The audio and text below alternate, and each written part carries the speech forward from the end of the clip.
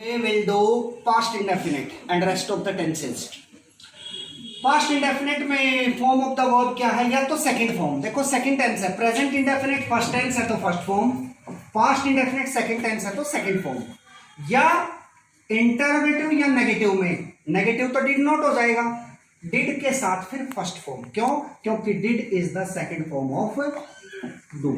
ठीक है, जब ये सेकंड फॉर्म आ जाएगी तो मेन वर्ब जो रहेगी वो फर्स्ट रहेगी। तो आपने फॉर्मेशन बनानी है सब्जेक्ट वी सेकंड ऑब्जेक्ट, या सब्जेक्ट डिड वी फर्स्ट फिर और ऑब्जेक्ट, या नेगेटिव है तो सब्जेक्ट डिड और नॉट और V first object. Negative interrogative है तो डिड सब्जेक्ट नॉट, फॉर्मेशन आती है ना वो तो बना लेंगे।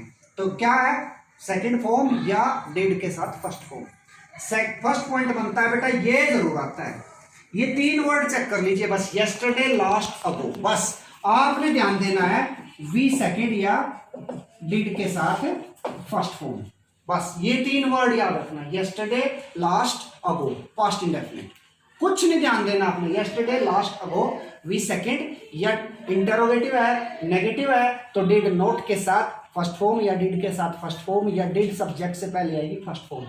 अभी अभी क्लर्क या किस HSSC में आया था, यस्टरडे लास्ट अगो में से एक वर्ड था but that was the sentence of passive voice, है ना, तो वहां फिर क्या आ जाते हैं वॉज या वर, और इन के साथ फिर थर्ड फॉर्म। पैसिव वॉइस का सेंटेंस आएगा इन के साथ तो फिर थर्ड फॉर्म आएगी, लेकिन उससे पहले क्या होंगे वी की फॉर्म वॉज वर होंगे, ये ध्यान रखना आपने। एक्टिव वॉइस में यस्टरडे लास्ट अगो आ गया तो सेकंड फॉर्म या डिड के साथ first form.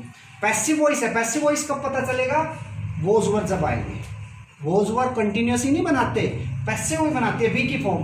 When subject is acted upon तो वॉज वर के साथ third form. Second okay example, he went to Panipat yesterday, last year he completed his graduation. Ago आ जाए, लास्ट आ जाए, यस्टरडे आ जाए, आपने एक ही चीज ध्यान रखनी है सेकंड फॉर्म। सेकंड है बेटा, पास्ट का कोई रूटीन है, डेली रूटीन, पास्ट का कोई डेली रूटीन है या हैबिट आपकी। प्रेजेंट हैबिट है प्रेजेंट इंडेफिनिट, पास्ट हैबिट है पास्ट इंडेफिनिट। प्रेजेंट हैबिट है तो वही always, daily, frequently, usually, hardly, scarcely, rarely, present में प्रेजेंट इंडेफिनिट। पास्ट में वो सारे वर्ड्स आएंगे, डेली, फ्रीक्वेंटली, ऑलवेज, यूजुअली, लेकिन पास्ट की सेंस देंगे, पास्ट की सेंस देंगे तो वो पास्ट की हैबिट, पास्ट का रूटीन, पास्ट का जो भी है उसमें सेकंड फॉर्म आएगी। तो यहां मैंने एक मिस्टेक कर रखी है, एरर कर रखा है, Gandhi ji always speak the truth, तो एरर रेक्टिफाई कीजिए। स्पीकिंग स्पोक, पास्ट हैबिट है, गांधी जी हमेशा सच बोलते थे, गांधी जी तो है नहीं अब, गांधी जी की हैबिट थी, तो स्पीक नहीं स्पोक। तो ये चेक करना आपने, पास्ट की हैबिट है पास्ट इंडेफिनिट, प्रेजेंट हैबिट है प्रेजेंट इंडेफिनिट, तो Gandhi ji always spoke the truth, past habit है याद रह जाएगी सेकंड। थर्ड है ओके एक और example, Gandhi ji used to spoke the truth, एक एरर इसमें है, यूज्ड टू आ गया, मॉडल आ गया ना, तो फिर first form of the verb आ जाएगी यहाँ स्पीक द ट्रुथ। ठीक है, यूज्ड टू आ जाए, यूज्ड टू भी पास्ट हैबिट के लिए है, और या सेकंड फॉर्म आ जाए, यूज्ड टू के बाद तो मॉडल ऑक्सिलरी है तो फर्स्ट फॉर्म आएगी, और वैसे सेकंड फॉर्म आएगी, तो सेंटेंस सेम है, सेंटेंस सेम। थर्ड है विद हाइपोथेटिकल या imaginative type of sentences. Imaginative type of sentences, hypothetical sentences, काल्पनिक उड़ान के साथ, जब कल्पना करते हैं काश मैं ऐसा होता, काश मैं भूत होता, काश मैं पक्षी होता, इफ आई के साथ क्या आएगा? वर आएगा, एरर कर रखा है ना, if I were, he were, she were, if I were ghost I would fly in the sky, यदि भूत होता तो आकाश में उड़ जाता, if I were bird I would fly in the sky. तो काल्पनिक उड़ान, हाइपोथेटिकल या इमेजिनेटिव टाइप्स ऑफ सेंटेंसेस में भी पास्ट इंडेफिनिट यूज होता है वॉज वर। ठीक है, सेकंड फॉर्म बी की सेकंड फॉर्म क्या होती है? Was were. नेक्स्ट है बेटा with conditional sentence of past.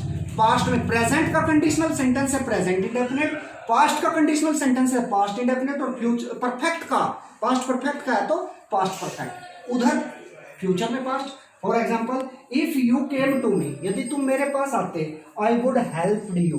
अब एक एरर कर रखा है, पहले एरर बताइए, वुड के बाद क्या आएगा? फर्स्ट फॉर्म, तो आई वुड हेल्प यू।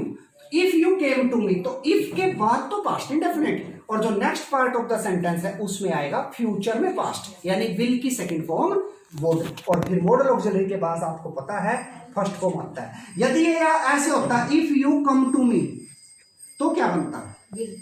तो यहाँ आई के साथ विल, आई विल हेल्प, ठीक है। ये प्रेजेंट इंडेफिनिट का हो गया। If you come to me, यदि तुम मेरे पास आओगे तो आई विल हेल्प यू, मदद करूंगा। लेकिन दूसरा सेंटेंस क्या हुआ है? If you came to me, मेरे पास आते, इसका मतलब आए नहीं, तो if you came to me I would help you, मदद करता। If she walked hard she dash pass, सीधी सी बात है, पास्ट का है तो वुड, और यदि वॉक्स होता तो विल आ जाता, वॉक्स होता तो विल, और वॉक्ड है तो वुड। एक सेकेंड रुको। फ्यूचर इंडेफिनिट, फ्यूचर इंडेफिनिट में बेटा विल सेल के साथ फर्स्ट फॉर्म, सब्जेक्ट तो आपको बच्चे तो है नहीं, subject will sell first form, object subject object छोड़ देते हैं हम, आपने रखना है यार विल और shall first form. Future indefinite I we के साथ जब सब्जेक्ट आपके, whenever your subjects are I we यानी फर्स्ट पर्सन,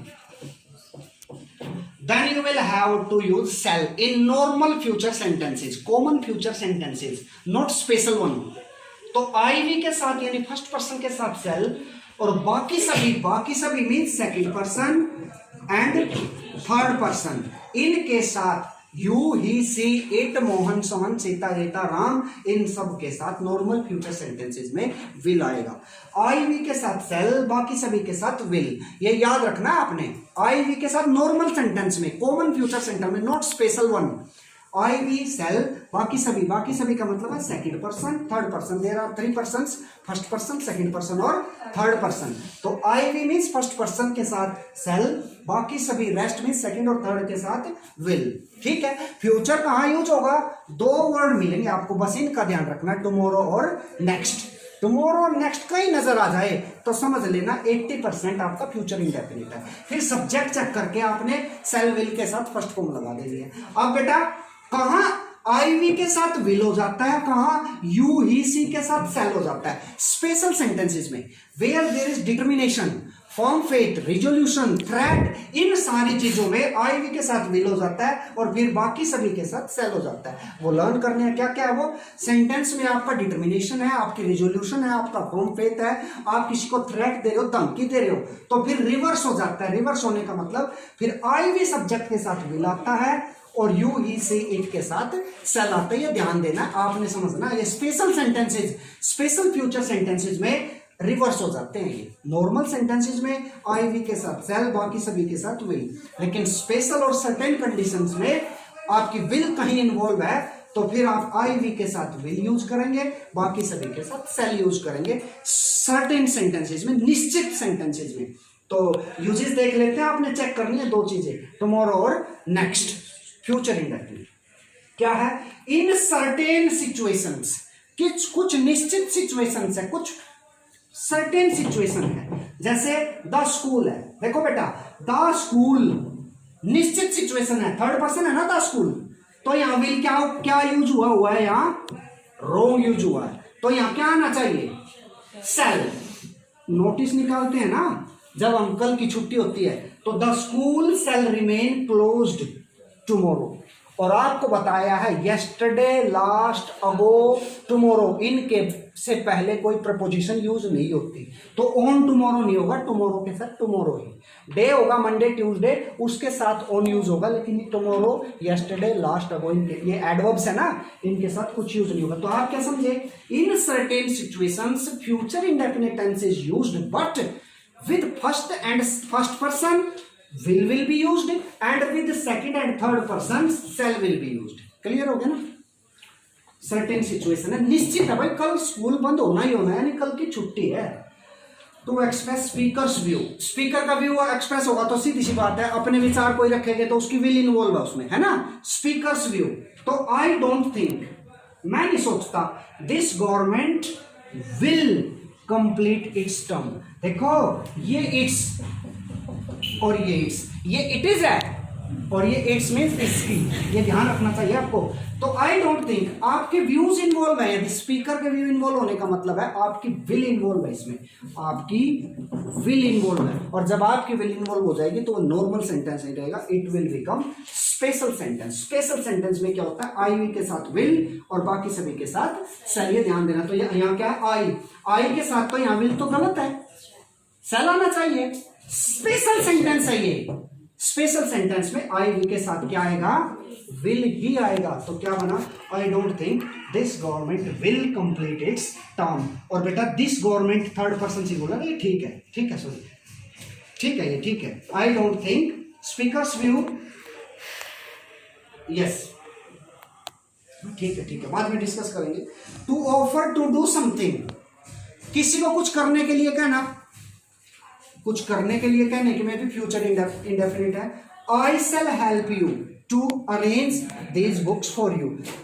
विल आई हुई है तो सेल नहीं आएगा यहाँ, भाई मैं तेरी मदद करूंगा, तो फर्स्ट पर्सन है ना, तो विल की सेल की बजाय क्या आएगा, विल आएगा। क्यों, क्योंकि मेरी विल इन्वॉल्व है इसमें। फिर यही एक बार फिर देखेंगे, कंफ्यूज नहीं होंगे। नॉर्मल सेंटेंस में आई वी के साथ सेल, बाकी सभी के साथ विल, लेकिन आपकी विल इन्वॉल्व हो गई, डिटर्मिनेशन हो गया, फर्म फेथ हो गया, रिजोल्यूशन हो गया, थ्रेट हो गई, तो फिर आई वी के साथ विल और इन के साथ सेल। तो यहां तो आपकी विल इन्वॉल्व है।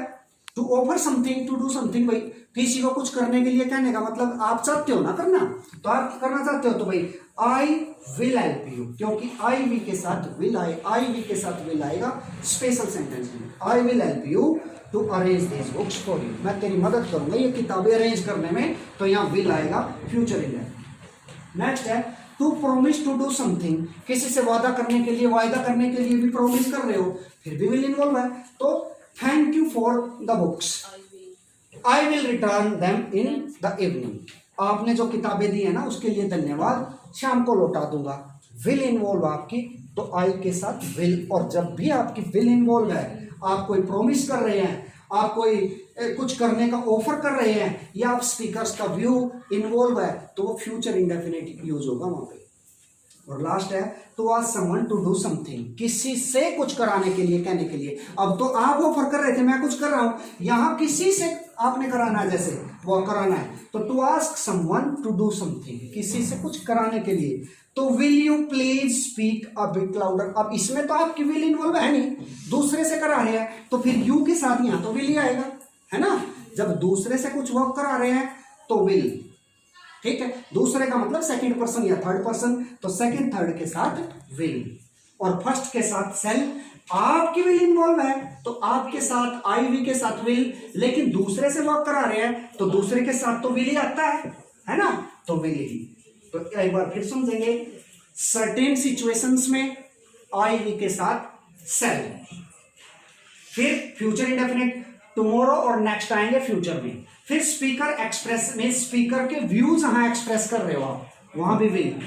नेक्स्ट है offer to do, to offer to do something, कुछ करने के लिए कहना, वहां भी विल। और प्रोमिस कर रहे हैं आप, वहां भी आई वी के साथ विल। और यदि दूसरे से कुछ कराना चाहते हो, to do, to ask someone to do something, किसी से कुछ कराना चाह रहे हैं आप, तो वहां नॉर्मल सेंटेंस बनेगा। तो will you please speak a bit louder, थोड़ा जोर से बोलेंगे तो नॉर्मल सेंटेंस है। अब आ जाते हैं प्रेजेंट कंटिन्यूअस में, 1 मिनट के लिए रोकेंगे।